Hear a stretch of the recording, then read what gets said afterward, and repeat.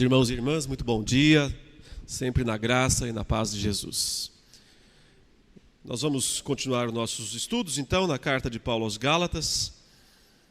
Eu também reforço esse pedido de desculpas aí do pastor pela minha possibilidade de ficar para a noite nesse evento. Esse ano foi muito sobrecarregado, eu fiquei muito tempo fora do Brasil, a minha agenda ficou super achatada nesses poucos meses que eu acabei aqui ficando nesse final de ano, e aí eu tive que conciliar um monte de coisa para não precisar ter que cancelar. Eu acabei tendo que fazer divisões, né? Mas futuramente, né, se me chamarem de novo, talvez para falar sobre Apocalipse, aí eu venho e fico até segunda-feira, né? É porque para conseguir falar também do livro inteiro tem que ficar bastante tempo.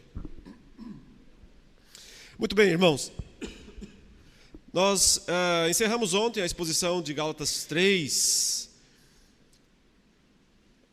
os versículos 21 e 22, eu só vou ler eles para resumir então o que nós já falamos, e aí entrar na sequência do versículo 23 para frente. Gálatas 3, 21 diz: é porventura a lei contrária às promessas de Deus? De modo nenhum. Porque se fosse promulgada uma lei que pudesse dar vida, a justiça, na verdade, seria procedente de lei. Mas a Escritura encerrou tudo sob o pecado, para que, mediante a fé em Jesus Cristo, fosse a promessa concedida aos que creem. Então, desse modo, Paulo concluiu o raciocínio até aqui, a argumentação bíblica. Ele foi resgatar Abraão como um estudo de caso, para mostrar que o pai da nação hebraica foi justificado pela fé e não pelas obras. E com isso, então, ele quer deixar claro, dar a entender aos judeus que eles não podem falar que eles são salvos por obedecer, seja a lei como um todo, que é impossível, seja a lei como alguns aspectos, que ele chama de obras da lei, o que é inútil. Então ele diz, uma coisa é impossível, outra é inútil. Se você quiser guardar toda a lei, isso é impossível. Você não vai conseguir. Consequentemente, não vai poder ser salvo desta maneira. E se você selecionar alguns aspectos e dizer, esses aqui são os mais importantes, é o que importa, isto é inútil. Porque se alguém guarda alguns mandamentos e não toda a lei, o próprio Tiago diria também, se torna culpado de todos. Então, o caminho é o da fé, é somente pela fé. Sempre foi somente pela fé. Tanto no Antigo quanto no Novo Testamento. A lei, então, não é uma concorrente da graça, não é um empecilho para a graça. Ao contrário, é um belíssimo de um instrumento da graça de Deus. Porque ela foi dada não como um acréscimo à aliança. Não é isso que Paulo está dizendo. Ele deixou claro que não se faz acréscimos a um contrato assinado, uma vez que a aliança foi ratificada por Deus em pessoa, ou em teofania, né? Uma vez que ele aparece ali na cerimônia dos pedaços com Abraão, e passa pelo meio dos pedaços, numa forma de fogo, uma forma de um fogareiro, né? Fumegante.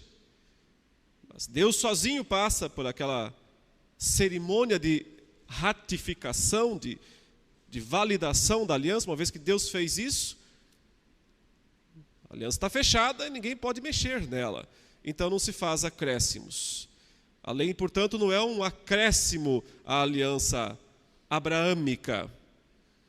A lei é um aspecto já previsto na aliança abraâmica, onde inclusive a circuncisão já estava. A circuncisão não aparece apenas no decálogo, a partir do decálogo, a partir dos 10 mandamentos, né? Ela não vem com os 10 mandamentos. Ela estava lá, justamente em Abraão, e significava um selo da justiça da fé. Significava o que hoje representa para nós o batismo, um selo da justiça da fé. É nesse sentido que Paulo está dizendo Você não pode colocar a lei contra a graça. Você tem que colocar a lei subserviente à graça. Se ela estiver contra a graça, ela vai ser um inimigo terrível para você. Se ela estiver subserviente à graça, será um poderoso aliado do crente. Verso 23. Mas antes que viesse a fé, estávamos sob a tutela da lei e nela encerrados, para essa fé que, de futuro, haveria de revelar-nos. De maneira que a lei nos serviu de aio para nos conduzir a Cristo, a fim de que fôssemos justificados por fé. Então note que quando Paulo fala, mas antes que viesse a fé, estávamos sob a tutela da lei, essa divisão de antes e depois não deve ser lida no sentido temporal de uma divisão de testamentos, como se nós disséssemos, olha, lá no Antigo Testamento estávamos sob a tutela da lei, mas agora, no Novo Testamento, estamos sob a graça. Não é isso que ele está falando, não é essa a distinção, não é esta a divisão. O que ele está dizendo é da experiência de cada pessoa. O que acontece com cada um de nós. Nós temos um antes e um depois. O antes é o antes da conversão. É o antes de crer. Antes da fé se tornar um patrimônio nosso. Então, antes da fé, antes da conversão, porque aqui ele está resumindo, veja que Paulo, e isso é o que torna difícil entender às vezes a sua carta, os Gálatas, ele contrai algumas expressões, ele vai reduzindo algumas expressões. Talvez por isso o apóstolo Pedro escreveria que tinha coisas difíceis de entender nas cartas de Paulo. E a impressão que eu tenho é que ele está falando de Gálatas, explicitamente, quando ele fala isso. E não seria nem um pouco estranho pensar que Pedro estivesse falando da carta de Paulo aos Gálatas. Afinal, ele é mencionado nela. Ele é citado na carta, né? Quando o próprio Paulo fala que o resistiu face a face. É muito interessante, só essa análise é muito interessante, já vale o nosso dia, né? Porque você vê um apóstolo que vê seu nome citado pejorativamente, negativamente, numa carta. Anos mais tarde, ele escreve uma sua carta e menciona a situação, o que ele faria em qualquer outra pessoa faria. Aproveitaria agora, eu vou me vingar do cara que me difamou. Agora eu vou rebater, né? E, no entanto, quando homens são de fato guiados pelo Espírito de Deus, e eles têm a preocupação da verdade acima do ego, e isso é raro, mas quando os homens de fato são guiados pelo Espírito de Deus, e têm a preocupação de que a verdade esteja em cima do ego, acima do ego, eles têm a coragem de dizer, Paulo estava certo e eu estava errado. E o que ele fez foi correto. Aliás, ele escreve coisas difíceis, é verdade. Ele diz que, inclusive, os mal intencionados distorcem. Mas ainda assim, é possível encontrar, pela graça de Deus, a compreensão nos seus escritos. Então eu tenho a impressão que de fato ele estava se referindo a Gálatas, não seria fora de propósito, porque Gálatas é a carta mais antiga que Paulo escreveu. Há uma discussão se é Gálatas ou se é 1 Tessalonicenses. Eu acho que as duas são escritas muito, muito próximas, talvez semanas uma da outra, mas são as duas mais antigas. E pela lógica parece que Gálatas é a primeira de todas. Coisas difíceis. E uma das coisas difíceis é justamente esse tipo de contração que Paulo faz. De uma frase longa, eu já disse ontem, olha, obras da lei. Quando ele começa a falar em obras da lei, depois ele fala pregação da fé, pregação da fé. Aí você tem que lembrar que ele já mencionou antes que é pelo ouvir a pregação que vem a fé. Mas aí ele junta tudo e fala pregação da fé. E daqui a pouco ele fala só da fé. Da mesma coisa, as obras da lei. Então tem aquela história toda, né, da dieta, da circuncisão e do calendário. Depois ele vai contrair e vai dizer só da lei. Da lei. Mas essas abreviações, ele parece estar escrevendo no Facebook, né?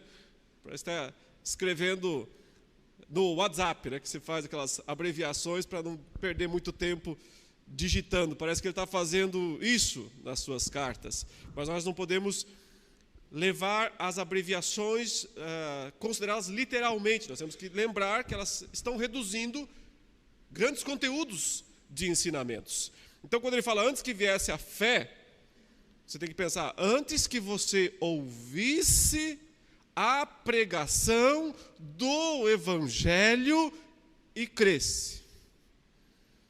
Porque quando você ouviu a pregação do Evangelho, a poderosa pregação do Evangelho, que trouxe o Cristo crucificado diante dos seus olhos, e então os seus olhos foram atraídos para Cristo, e receberam o poder regenerador, transformador, sua vida mudou, o Espírito veio habitar em você, e te fez uma nova criatura, te deu um novo status, colocou numa nova situação, uma nova condição. Antes disso, você estava sobre outra jurisdição.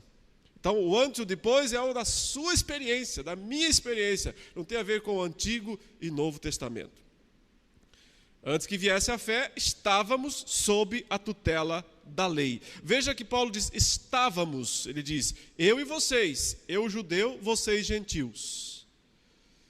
Seria mais lógico dizer nós judeus, porque a lei, até então, ela só era conhecida formalmente dos judeus, não é? Os gentios não tinham esse conhecimento formal da lei de Deus. Mas não importa, Paulo diz, também estavam debaixo. Aí é o assunto de Romanos 1. Quem com lei pecou, com lei perece. Quem sem lei pecou, sem lei perece.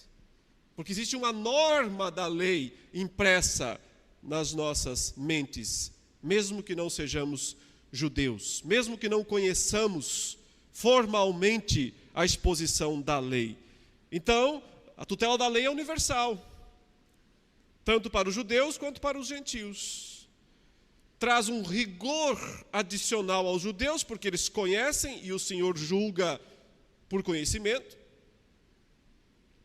Mas ao mesmo tempo, Paulo vai dizer agora no restante do texto, os gentios também estavam numa situação complicada, porque eles tinham ainda mais um senhorio sobre eles, dos principados, das potestades, os ídolos, representados aí pelos ídolos greco-romanos. Estávamos sob a tutela, então a ideia aqui é alguém, um tutor, alguém responsável pelo acompanhamento de uma criança. A figura é de uma criança que precisa crescer, mas até que ela alcance a maioridade ou a maturidade, ela precisa estar debaixo deste tutor. E esse tutor, então, foi a lei, Paulo diz. Nela encerrados, você pode traduzir isso como sendo nela encarcerados.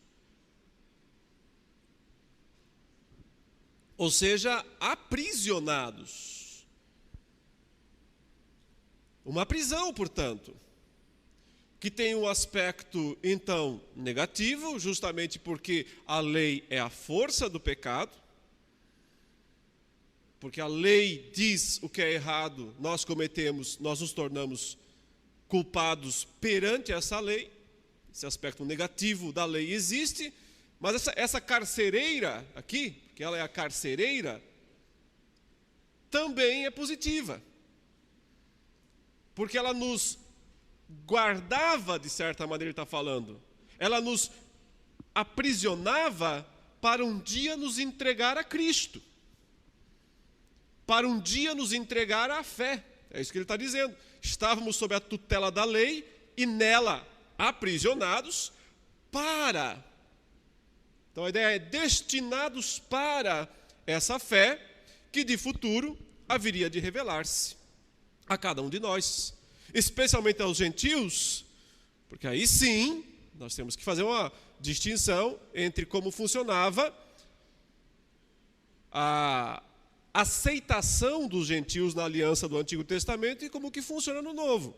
Aí temos uma diferença clara. Mas aí tem relação com o mistério do Evangelho, que Paulo é o receptador, ele diz. Eu fui o receptador do mistério do Evangelho. Que significa nada mais, nada menos do que o fato de que estava previsto em Abraão, já, que os gentios seriam incluídos no pacto da graça, no eterno pacto da graça. Eterno no sentido de sempre presente, né? Desde Gênesis 3. Que os gentios seriam incluídos sem a necessidade de passar pelos rituais judaicos. Então a lei, ele diz, nos serviu de aio, um termo muito interessante, porque significa tutor, eu já disse, mas aqui é ainda mais específico, é o termo pedagogo. A lei nos serviu de professor, de pedagogo, de alguém que nos educou para Cristo. Então veja que essa carcereira tão cruel, como nós normalmente a pintamos, não é tão cruel assim. Porque na verdade ela estava trabalhando a nosso favor, para o nosso bem, trabalhando para o nosso bem. Porém, para poder fazer isso, ela tinha que nos aprisionar. Nós somos criaturas indomáveis. Nós somos criaturas não só propensas para o mal, mas de fato más. De fato caídas. Não só propensas para a queda, de fato caídas. Se Deus não coloca sobre nós esses freios, esses limites, o monstro selvagem que há dentro de nós aparece.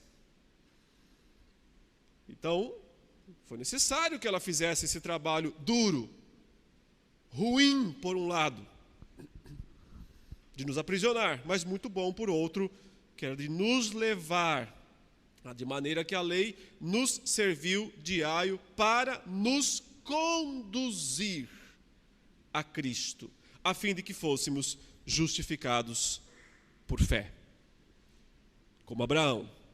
Mas tendo vindo a fé, ele diz no verso 25, já não permanecemos subordinados ao aio. Então, se a fé chegou, se a pregação libertadora do Evangelho foi proclamada, se a fé foi concedida para os ouvintes que ouviram esta pregação, esse papel da lei acabou. Ele cumpriu esse papel. A lei cumpriu esse papel de nos levar até Cristo, nos entregou até Ele. Seria agora insano voltar ao pedagogo, é isso que Paulo está dizendo. Seria insano voltar ao tutor. O tutor cumpriu a função. Ele nos levou até a maioridade. Ele nos emancipou. Estamos emancipados. Portanto, dizer, agora eu vou voltar a estar debaixo das ordens ou da prisão, do encarceramento do tutor, é insano. Foi bom, mas lá, naquele tempo, foi necessário, foi bom. Mas agora não é mais bom. Justamente porque agora é uma outra situação, é uma outra condição, é uma outra história. O verso 26 diz: pois todos vós sois filhos de Deus, mediante a fé em Cristo Jesus. Porque todos quantos fostes batizados em Cristo, de Cristo vos revestistes.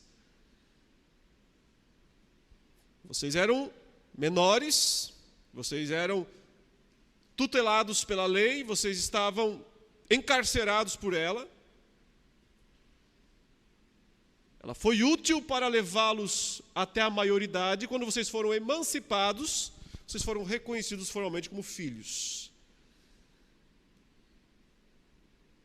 Adotados, podíamos dizer, mas reconhecidos formalmente como filhos de Deus. Se são filhos, a ideia agora são maiores. Tem maioridade legal. Filho do dono, filho do dono da casa, filho de Deus, que é o conceito que ele vai daqui a pouquinho explorar mais, no capítulo 4. Então não faz sentido você voltar lá e pedir para o seu tutor dizer o que você tem que fazer.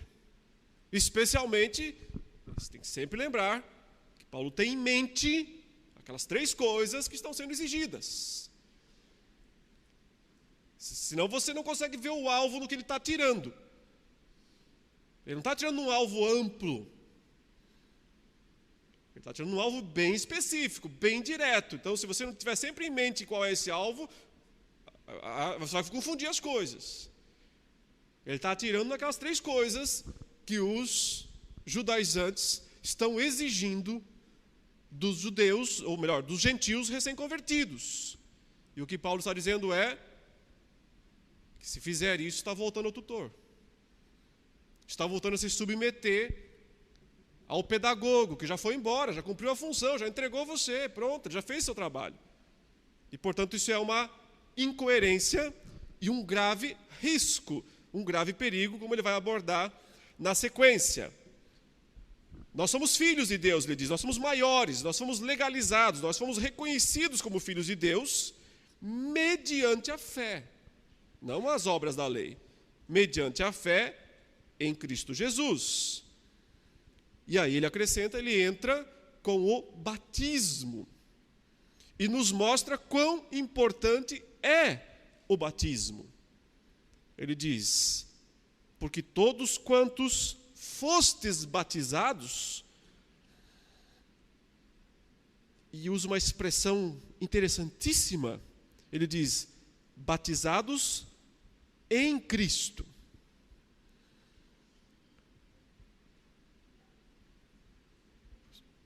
Mas a preposição que ele usa uma preposição no grego. Literalmente significa para Cristo. Mas fica estranho traduzir, né? Todos que fossem batizados para Cristo. Por isso que a tradução coloca em, mas não é no sentido de... É no sentido de para dentro de Cristo. Porque é o sentido de ser incluído em Cristo. De ser identificado com Cristo. Aquilo que Paulo diz que aconteceu com ele. Deus revelou Cristo em mim.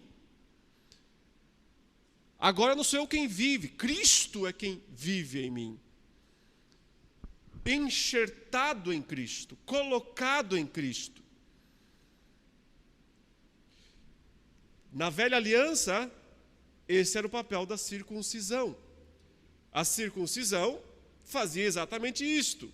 Quando alguém era circuncidado, estava incluído na aliança. Vamos dizer assim que a circuncisão era você pegar o contrato que Deus já assinou, já reconheceu firma, já fez tudo o que era necessário, não você. Agora você pega e assina também. É a sua assinatura. Ela não está... Com essa assinatura você não está colocando cláusula ou tirando cláusula, só está dizendo esse contrato vale para mim. A circuncisão era essa marca. Ela caiu fora, ela não existe mais. Mas nós ainda continuamos tendo um ato de adentrar, um ato de ser incluído em. E justamente esta cerimônia é o batismo. O batismo é esse momento, ele diz, como algo espiritual, não como um ritual puro e simples. Como algo espiritual que ele representa de fato.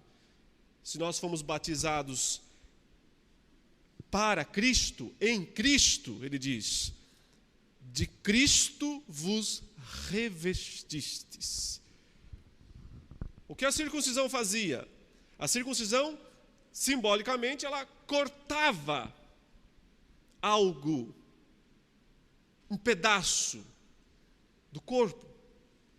A circuncisão é uma cerimônia de purificação, ela simboliza a purificação no sentido de tirar a impureza, cortar fora. E nesse sentido ela era provisória e incompleta. O batismo, ele faz algo tremendamente maior, superior. Ele diz, ele nos completa. Porque Cristo nos reveste. Nós passamos a ser revestidos de Cristo. Ou seja, em vez de perder pele, nós recebemos uma pele completa. Cristo nos reveste por completo através do batismo.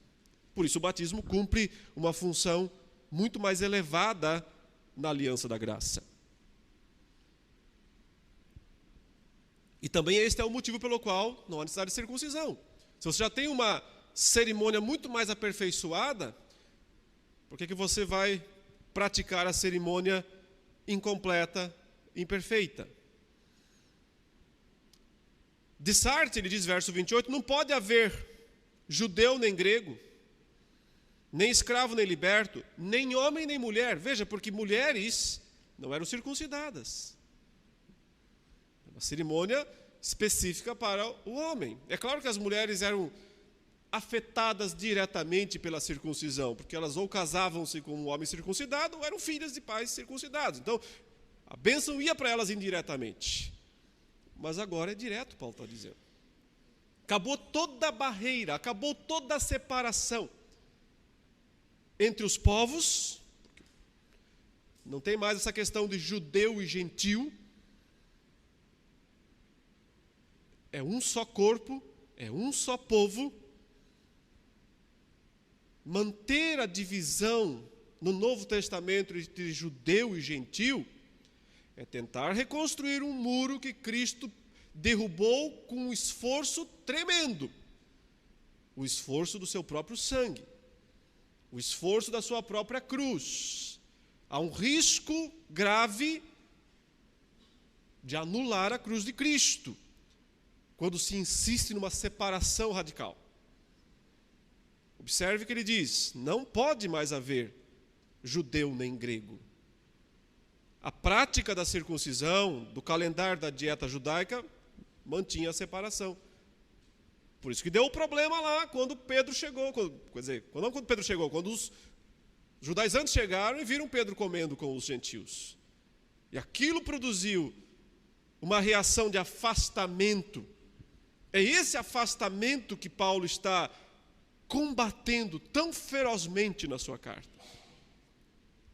Porque ele entende que a união foi estabelecida entre judeu e gentil, num só corpo, o corpo de Cristo.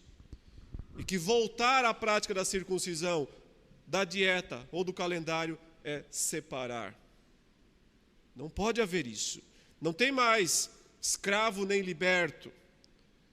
Quer dizer, também as questões sociais importam pouco na nova aliança. Não há acepção de pessoas, neste sentido. E nem homem, e nem mulher. Agora observe que ele está falando aqui de questões soteriológicas, questões salvíficas. Ele não está discutindo ideologia de gênero, pelo amor de Deus. Não tem nada a ver com isto. Fala, não tem nem homem, nem mulher. O que ele está dizendo apenas é, Deus salva os dois exatamente da mesma maneira. Homens e mulheres têm acesso exatamente à mesma graça e recebem a mesma marca, a marca do batismo. E nem sequer ele está tratando de distinção de funções. Esse texto não vale para justificar uma igualdade de funções. É um uso errôneo da passagem. Não está falando sobre isso. Se você quer ver sobre funções, tem que ir para outros textos da palavra de Deus. Aqui a questão pura e simples é: a marca é para todos. A marca da aliança, o batismo, é para todos, porque toda separação que poderia e que existia na antiga aliança simplesmente acabou. Porque todos vós sois um em Cristo Jesus. Porque vocês foram colocados nele, batizados para ele, batizados dentro dele, incluídos no corpo de Cristo. Só tem um corpo, não tem dois. Só tem uma igreja, não tem duas. Incluídos no corpo, só um Deus, só um Pai, só um batismo, só um Senhor. Todos incluídos num corpo, só um corpo. A distinção que às vezes se faz também dentro de muitas igrejas, que fazem uma divisão entre batismo de uma forma e batismo de outra. Estou falando do batismo do Espírito. E dizem, um grupo de cristãos já foi batizado com o Espírito Santo, o outro grupo de cristãos ainda não foi batizado com o Espírito Santo. Isso significa reconstruir o muro. Isso significa dividir a igreja entre dois corpos. É tão errado quanto. E aí o argumento está lá em 1 Coríntios 12, quando ele diz: porque em um só corpo todos vocês foram batizados. Todos. Ou seja, se uma pessoa não foi batizada com o Espírito Santo, não significa que ela é um membro de segunda classe do corpo de Cristo. Se uma pessoa não foi batizada com o Espírito Santo, não é crente, não pertence a Cristo, não está na comunidade da aliança, não tem direito às promessas, pode estar dentro da igreja visível, não pertence a Cristo. Não tem duas categorias de crente. Se há duas categorias de crente, dividiu o corpo. Ofende as chagas de Jesus, esse raciocínio. Ofende o sofrimento de Cristo, esse tipo de raciocínio. Todos vocês são um em Cristo Jesus. E se sois de Cristo, ele volta ao começo, também sois descendentes de Abraão. Eu comecei essa história com Abraão, falando de Abraão, que ele foi justificado pela fé, que tem que viver pela fé. Então, é desse modo que vocês herdam a promessa feita a Abraão, de receber o Espírito. Note que a partir aqui do capítulo 3, ele já começou a mencionar o Espírito, várias vezes. E a partir do capítulo 4, mais ainda, até que ele consiga explicar, então, como é que funciona mesmo na prática essa vida espiritual. Mas continuemos no capítulo 4, diz assim: digo, pois, que durante o tempo em que o herdeiro é menor, em nada difere de escravo, posto que ele é senhor de tudo, mas está sob tutores e curadores, até ao tempo predeterminado pelo Pai. Assim também nós, quando éramos menores, estávamos servilmente sujeitos aos rudimentos do mundo. Vindo, porém, a plenitude do tempo, Deus enviou seu Filho, nascido de mulher, nascido sob a lei, para resgatar os que estavam sob a lei, a fim de que recebêssemos a adoção de filhos. E porque vós sois filhos, enviou Deus ao nosso coração o Espírito de seu Filho, que clama, Abba, Pai. De sorte que já não és escravo, porém filho, e sendo filho, também herdeiro por Deus. Veja que Paulo retoma aqui o assunto que ele já começou a falar. Ele falou já sobre o pedagogo, ele falou sobre a função da lei, de guiar a criança, o menor, até que ele alcance a maioridade, até que ele seja emancipado. E agora ele retoma essa ilustração, essa figura, mas para dar alguns detalhes adicionais. Ele diz: sabe por que eu falei que vocês estavam encarcerados debaixo da lei? Antes de ouvirem a pregação da fé, antes de experimentarem a conversão, é porque funciona assim mesmo. Durante o tempo em que o herdeiro é menor, num aspecto ele não é diferente do escravo. Ele está na mesma condição. Um é filho legítimo, o outro é escravo.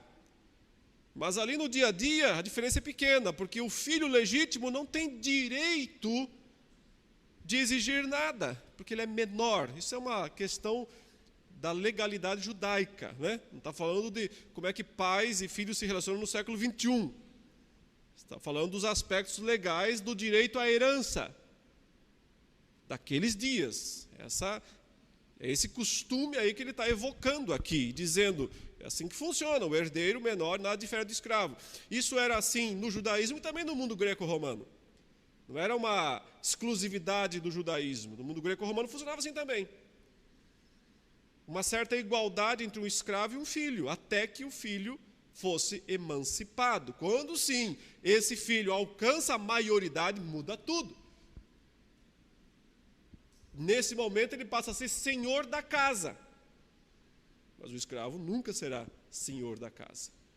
O escravo sempre será um escravo até a morte, a menos que ele seja liberto, a menos que ele seja alforriado. É interessante que Paulo vai usar daqui a pouco essa figura da libertação também para dizer: mas nós também éramos escravos de certa maneira.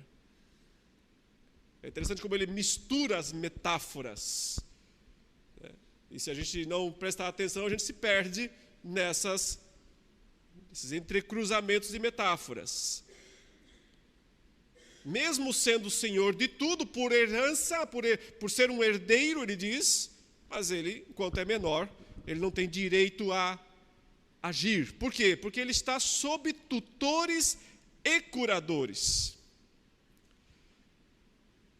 Ele está debaixo de administradores. Alguém administra a casa.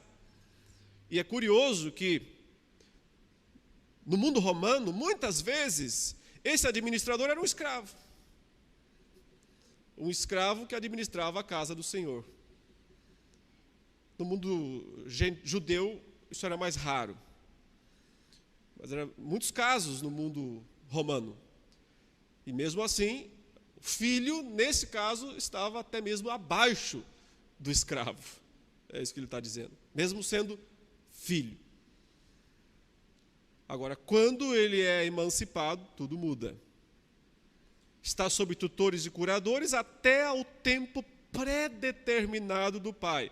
Quem define quando é que o filho deixa de ser menor e passa a ser maior? Para nós, a idade, né? Porque a sociedade, o Brasil, vários países, estabelecem uma idade. Eles dizem, quando completa 18 anos, passa a ser maior de idade.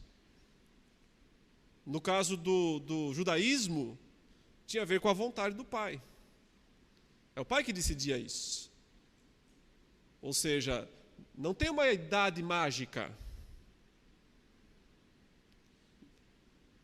Quando o pai quer, quando o pai determina, o pai quem diz, a partir de tal momento, tal idade, você está apto para exercer o senhorio sobre a casa. A vontade primordial aqui não é da pessoa e nem é uma idade mágica, mas é a vontade do Pai. Assim também nós, ele diz verso 3, quando éramos menores, estávamos servilmente sujeitos aos rudimentos do mundo.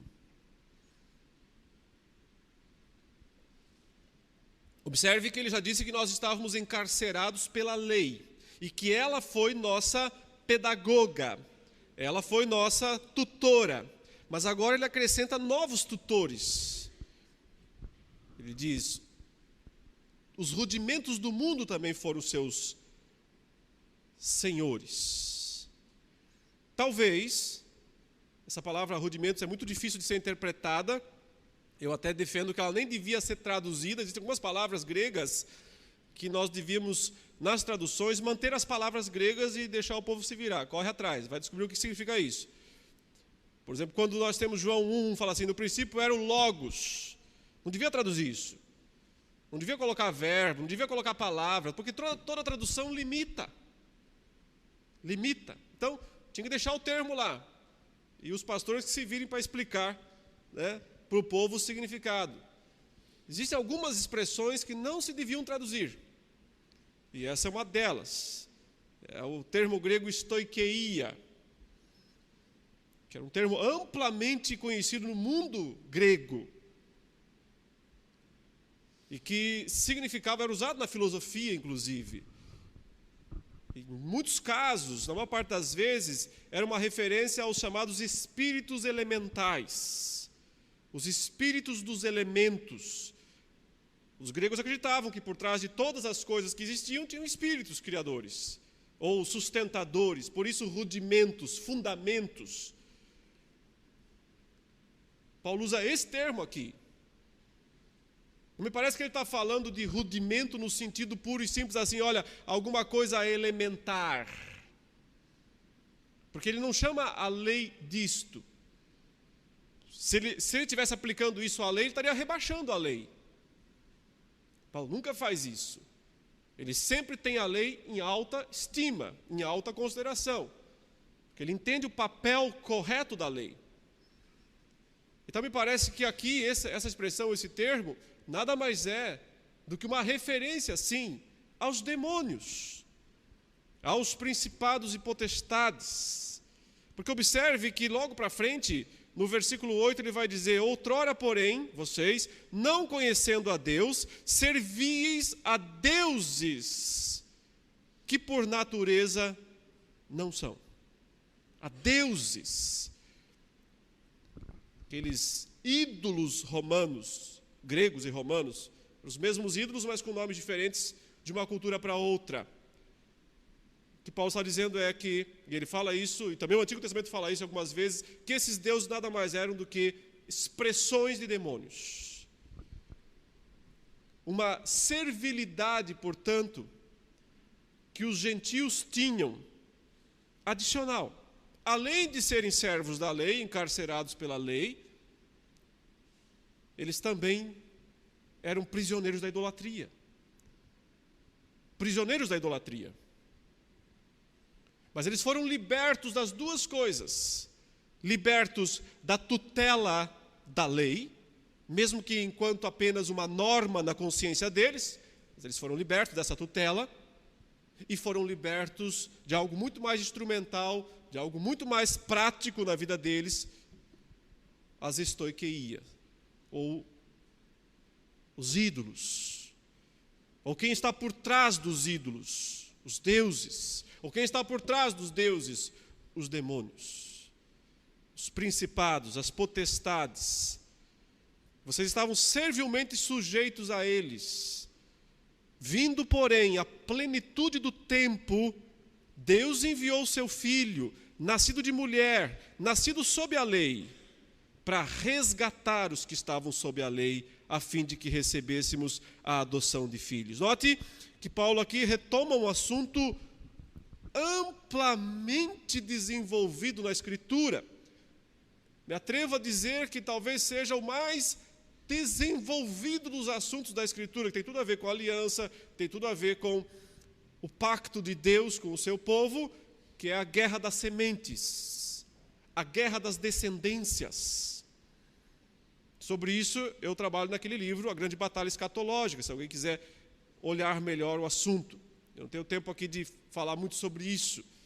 Mas Paulo vai a esse ponto aqui, ele já falou do descendente prometido, que era Isaac? Não, que era Jesus. Faz a ponte de Isaac para Jesus. Ele destaca esse aspecto da guerra das descendências, da guerra da semente. E aqui especificamente ele diz, o que veio nos libertar, aquele que veio nos libertar, é ninguém mais, ninguém menos, do que o filho da mulher. Quem é essa mulher? Eva, quando Deus disse, o filho dela vai ferir a cabeça dos rudimentos desse mundo, vai ferir a cabeça de Satanás, vai humilhar, vai expor ao ridículo os principados e potestades. Ele só dá um vislumbre aqui disto. Mas quando você dá, é como se ele fizesse um rasgo aqui e diz, olha aqui para dentro, tem coisa grande demais aqui por trás. Não dá tempo de trabalhar na carta isso, e fará isso em outras cartas. Mas ele está dizendo, o drama é muito maior do que vocês conseguem ver. O trama pactual é muito maior do que vocês enxergam, a uma primeira vista, com essa preocupação limitada, com essa cegueira que vocês receberam quando os judaizantes chegaram para aí dizendo, olha, tem que circuncidar, precisa guardar a dieta judaica, precisa guardar o calendário judaico. Quando vocês fizeram isso, vocês ficaram cegos, vocês não conseguem ver o que está por trás, a grandeza dos atos de Deus, a grandeza dessa batalha, dessa guerra escatológica que se desenvolve e que se consuma quando na plenitude do tempo vem o filho nascido da mulher e ao mesmo tempo nascido sob a lei, ou seja, aquele que é o herdeiro, aquele que é o descendente prometido, aquele que é o grande filho, que por natureza, então, não tem nenhuma necessidade de submeter à lei, ele vem e se submete, se coloca abaixo, debaixo da lei, com um propósito claro, para resgatar, pagar o resgate, pagar o preço. Por isso que agora a ilustração do escravo volta para nós. Aplica-se a nós também. Foi necessário pagar um preço para libertar um prisioneiro, para libertar um escravo, para resgatar os que estavam sob a lei, a fim de que recebêssemos a adoção de filhos. E porque vós sois filhos, então, agora a confirmação, mudou o nosso status, alcançamos a maioridade, fomos libertos da tutela da lei, fomos libertos dos principados, dos rudimentos desse mundo. Estamos livres, Paulo fala. Filhos legítimos, adotados, mas legítimos também. Porque o filho legítimo é Cristo, nós estamos nele. Senhores sobre a nossa própria casa. Não mais menores, não mais semelhantes a escravos. Senhores sobre a nossa própria casa. Essa é a nossa situação, herdeiros. E a grande evidência, o fator decisivo de toda essa história é o Espírito. O Espírito. Deus enviou ao coração de vocês o Espírito. Uma das coisas que o movimento pentecostal foi útil e continua sendo para os reformados é justamente prestar mais atenção ao Espírito. Se você pega, apesar de todas as distorções, mas se você pega os comentários mais antigos da carta aos Gálatas, de gente muito boa, de grandes scholars, de grandes eruditos bíblicos, você quase não vê menção à obra do Espírito nessas obras, nessas cartas. Quase não percebe. É impressionante como alguém consegue estudar Gálatas sem ver isso, sem perceber a importância, o papel, a função do Espírito Santo. É verdade que muitos hoje, por medo também dos exageros pentecostais, acaba também refreando, escondendo, abafando isso. Mas isso é injusto com a palavra de Deus. Isso é manejar de forma injusta a palavra de Deus. Quem estuda Gálatas não pode fechar o olho para a realidade do Espírito Santo na vida dos crentes, como grande evidência da maioridade legal deles, como grande evidência da sua independência dos principados e potestades e da própria tutela da lei. Significa que nós recebemos um novo tutor, que nós recebemos um novo curador, que não é algo instrumental meramente, mas que é o Deus vivo habitando em nós. Não é uma força impessoal, é o próprio Deus, é o próprio Cristo. Veja que ele diz, o Espírito, olha a trindade inteirinha aqui no versículo 6. E porque vós sois filhos, enviou Deus ao nosso coração o Espírito de seu Filho. Ele nos coloca nessa relação trinitária, plena. É isso que significa estar na família de Deus. Estar na família de Deus. O Espírito de seu Filho que clama dentro de nós, no nosso coração ele clama, Abba, Pai. Portanto, é central para a compreensão da carta de Paulo aos Gálatas o papel, a importância do Espírito Santo. Esse nosso novo tutor, que vem, habita em nós, nos sela, nos coloca na família de Deus e nos leva a clamar, Abba, Pai. De sorte que já não és escravo, passou esse tempo. Acabou isso, porém filho. E sendo filho, também herdeiro de Deus. Então como é que vocês estão voltando? Esse é o raciocínio de Paulo. E agora vocês estão preocupados com comida? E agora tudo que importa para vocês é datas? Tudo que importa para vocês agora é circuncisão? Outrora, porém, não conhecendo a Deus, servis a deuses que por natureza não são. Vocês eram escravos da idolatria, vocês eram servos, ele diz aí, da idolatria.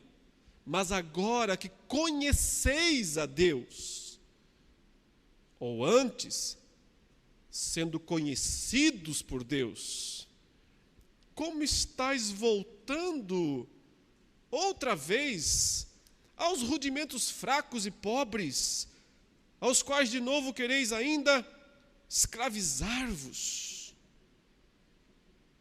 Note que ele diz, então por que estão querendo voltar àqueles que foram seus senhores e que agora, perto da grandeza de Cristo, eles são fracos e pobres?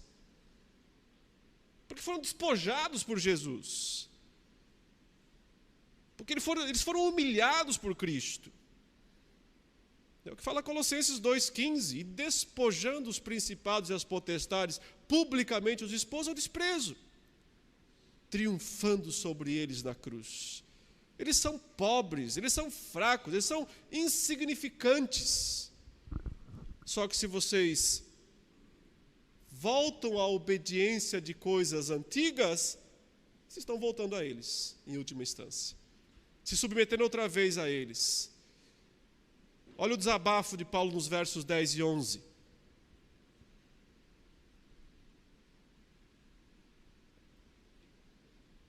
Guardais dias, e meses, e tempos, e anos. É um desabafo isso. Olha, vocês ficam preocupados com essas coisas.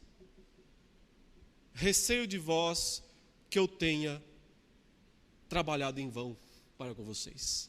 Isso é um desabafo. Acho que perdi meu tempo. Acho que levei pedrada à toa.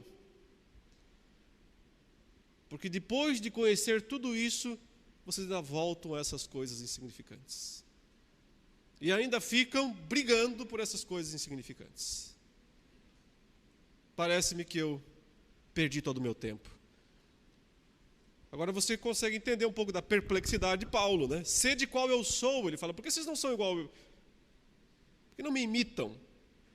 Pois também eu sou como vocês. Irmãos, assim vos suplico, em nada me ofendestes. Ou seja, olha, isso aqui não é pessoal, tá? Vocês podem estar preocupados que eu estou usando uns termos meio pesados aqui, mas não levem para o lado pessoal. Ele está dizendo, não é pessoal. Eu não estou me sentindo ofendido por vocês e por isso eu estou usando essa linguagem tão forte com vocês. Não é isso.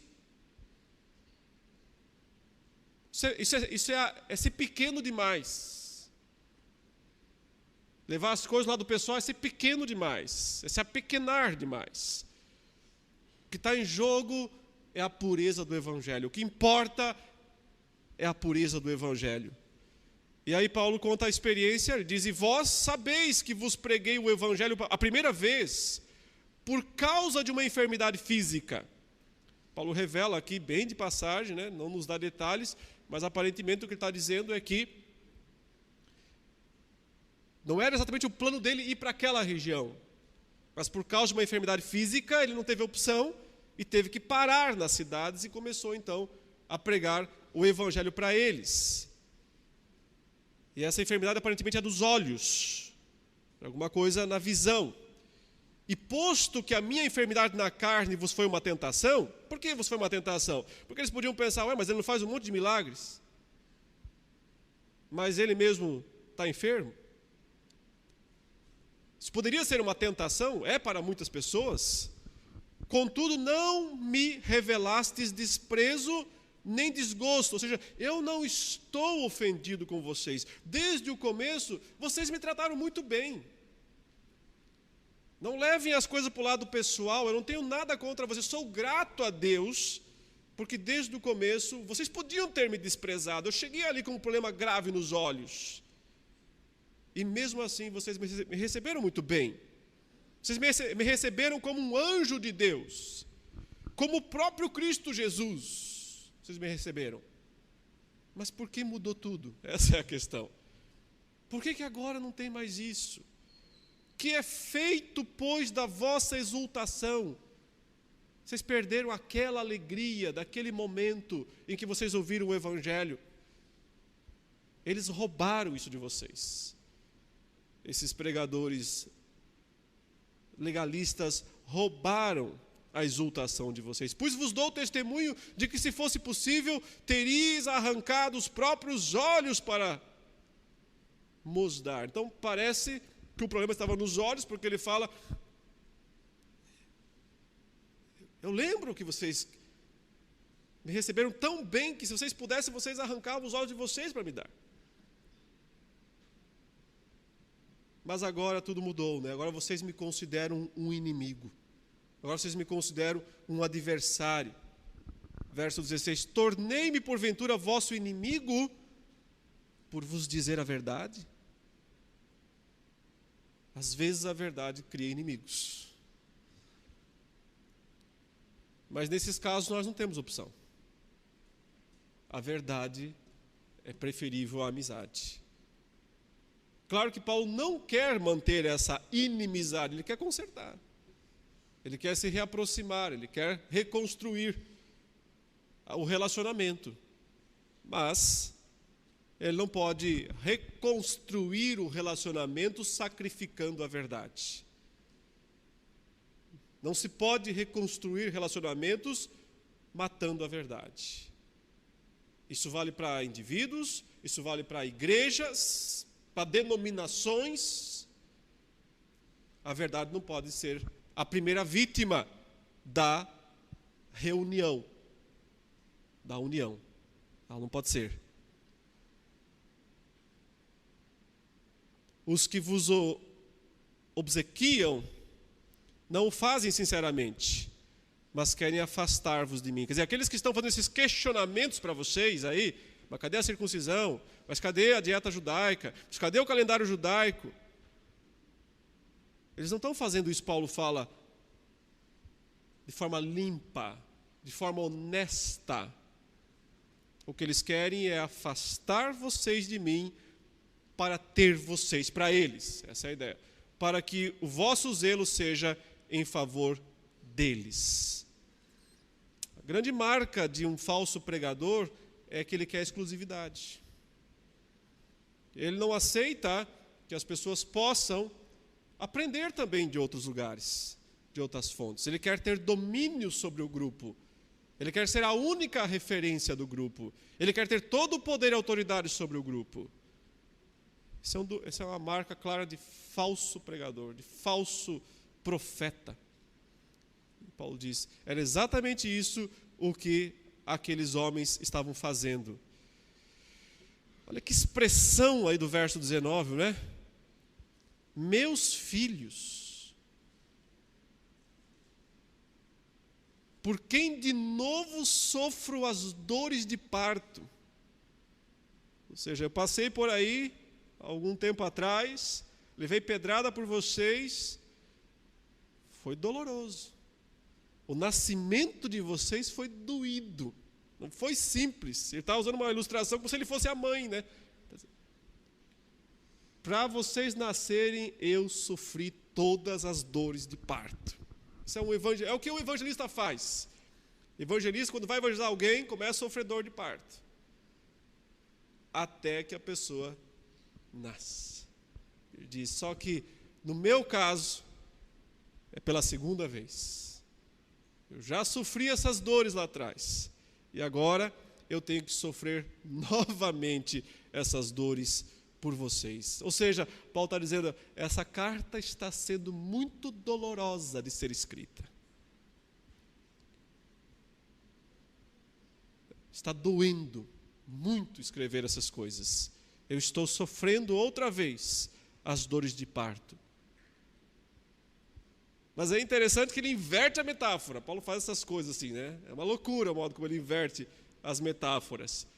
Ele diz, mas não para gerar vocês, para Cristo ser formado em vocês, para que Ele de fato esteja dentro de vocês, vocês nele, Ele em vocês, essa mão dupla,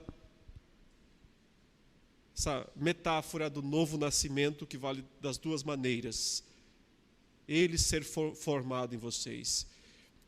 Verso 20, eu gostaria